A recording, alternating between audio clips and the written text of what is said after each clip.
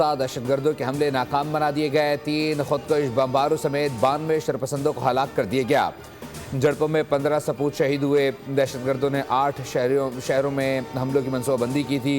गवादर और खारान में 18 मासूम शहरी शहीद हुए। हमले बैरून मुल्क सरगनाओं की हिदायत पर किए गए। 2 रोज़ में हलाक दहशतगर्दों की तादाद 133 हो गई। सदर, वज़ीर आज़म और वज़ीर दाखिला ने फोर्सेज और कानून नाफिज करने वाले इदारों को खराज तहसीन पेश किया।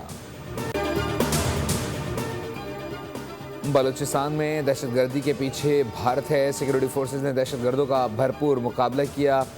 हर दहशतगर्द को चुन चुन कर मारा गया। वफाकी वज़ीर दाखिला मोहसिन नकवी और वज़ीर आला बलूचिस्तान सरफराज भुट्टी की अहम गुफ्तगू। सरफराज भुट्टी बोले, ऑपरेशन तकरीबन मुकम्मल हो गया। दहशतगर्दों ने गवादर में लेबर कॉलोनी में घुसकर बलोच शहरियों को कत्ल किया।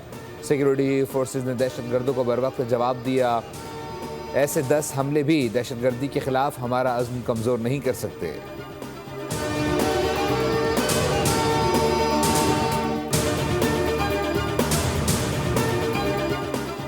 पाकिस्तान की शानदार जीत, 7 बरस बाद सीरीज अपने नाम कर ली। दूसरे T20 में ऑस्ट्रेलिया 108 रन्स पर आउट हो गया।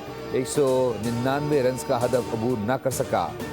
शादाब और अबरार ने 3-3 विकेटें लीं। सलमान आगा 76 रन्स के साथ मैन ऑफ द मैच रहे। तीसरा T20 आज खेला जाएगा।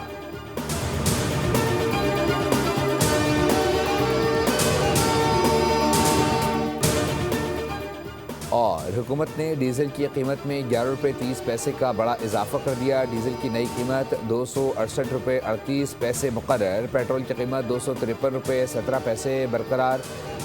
पेट्रोलियम मसवाद की कीमतों में रद्दोबदल का नोटिफिकेशन जारी। इतलाक 15 रोज़ के लिए किया गया।